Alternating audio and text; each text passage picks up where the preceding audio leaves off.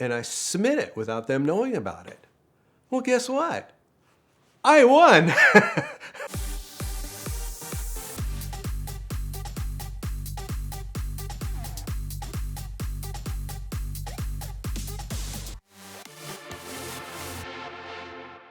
I started at the Mercedes dealership in Bellevue. Started in 1998 and there as a salesperson. The interesting thing about that dealership was we had a tremendous snowfall in Seattle, huge. The roof on the Mercedes dealership was flat, and in the middle of that roof was the main water pipe for fire suppression. And somehow it froze because it was so close to the roof and the snow on the roof that the whole thing came crashing down into the showroom. Completely flooded everything out, computers, records, the roof was caved in. And I wasn't working there then, but they had just finished the complete remodel of this place, and they had actually put 2 more desks out. They moved the showroom out further towards the street, and they put 2 more sales desks. So when you walked in on the left side or the right side, the first thing you see was the sales desk, and there on back of you was the old outside wall. And you had the big Mercedes logo above you, the electric sign that was inside and stuff like that. And then the rest of the showroom was wide open.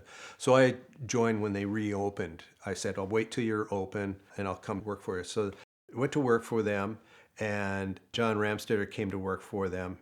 Best guy I've ever known in the car business. Still love him. Lives in Germany now. He became the general manager, and I don't know, he saw something in me, and he said, hey, I think you'd be a better sales manager, you know. I was taking orders for the MLs left and right. I had a stack of checks, of deposits for MLs when they first came out, and we were only getting 5 a month.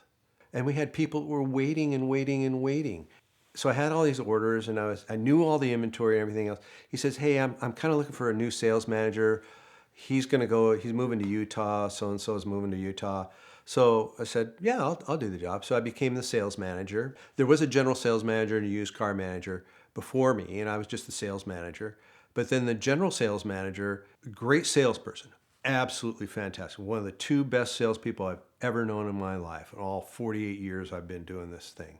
But he could not focus on the day-to-day operations, the paperwork, ordering cars. He needed to be out and talking to people, and he knew it.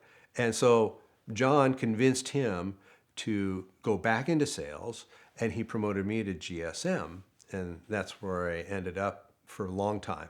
It was '03, and it was just before Christmas, and Mercedes-Benz marketing for the West Coast, they all of a sudden decided to have a contest. And the contest was, you need to create some kind of video for us regarding Mercedes-Benz, and it has to have a Christmas theme, then submit it to us, and the winner would get an SL55 allocated to him. Oh, great, you know. So I went to the GM at the time, and he says, well, we're not really, you know, set up for this or anything else. But the good thing is that GM's wife was in charge of decorating the dealership. And she did a great job. I mean, we had giant nutcrackers in the showroom floor.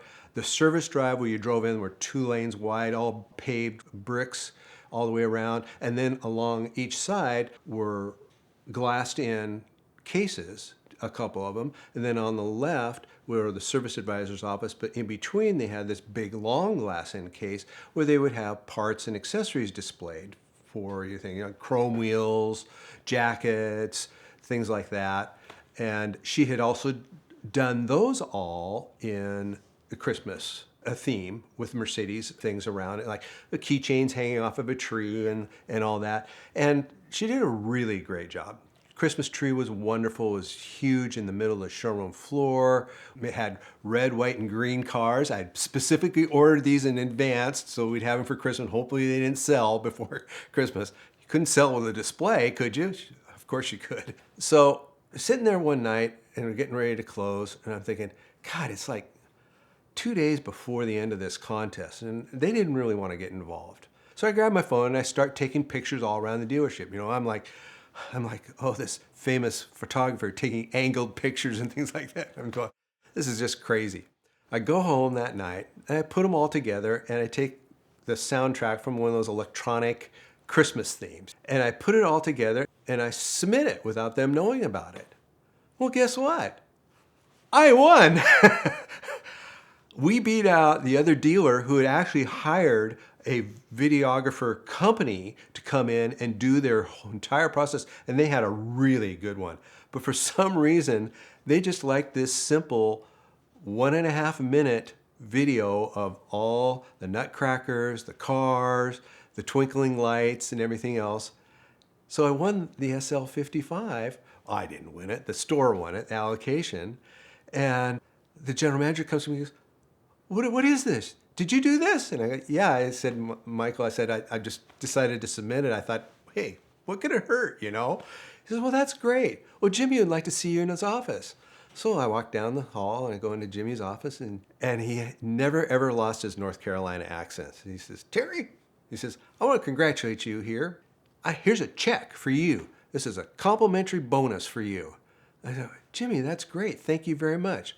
Well, Jimmy had one rule. Everybody got the same complimentary bonus, whether you did it in the service or you did it in a lot boy or you were the general sales manager, which I was at that point in time. And it was a $25 check. That was it for the allocation of a brand new SL55. We would have guys come in, just recently cashed out from their company that they sold to Microsoft or any number of different companies, or they had stock options. Hey, I need an SL55. We've got like 20 people in line for those cars. What do you mean? I have the money. I know you do. We don't have the car. There's only so many of them. It was really, really widely popular. And there was another great dealership in the area that was actually out buying them and turning them over for thousands and thousands over sticker price. And because they had the money and it was like, well, I just got cashed out, it didn't matter to them. 10,000 over, I just want the car. And we didn't see that, and we were dumb enough not to see that, not to do that until later on. But you know, that's just the learning curve, I guess. We'd like to thank this month's sponsor of the VINwiki YouTube channel, Minta Watches. We know the world of great cars and great watches tends to overlap a lot, and Minta specializes in remarkable timepieces, both vintage and modern, because they know that great watches also have great stories. So if you're looking for some entertaining and educational watch content, be sure to check out Adam's YouTube channel. And if you're in the market for a watch or you just want to learn more about watches, be sure to reach them at the link in the description below. They'll take great care of you.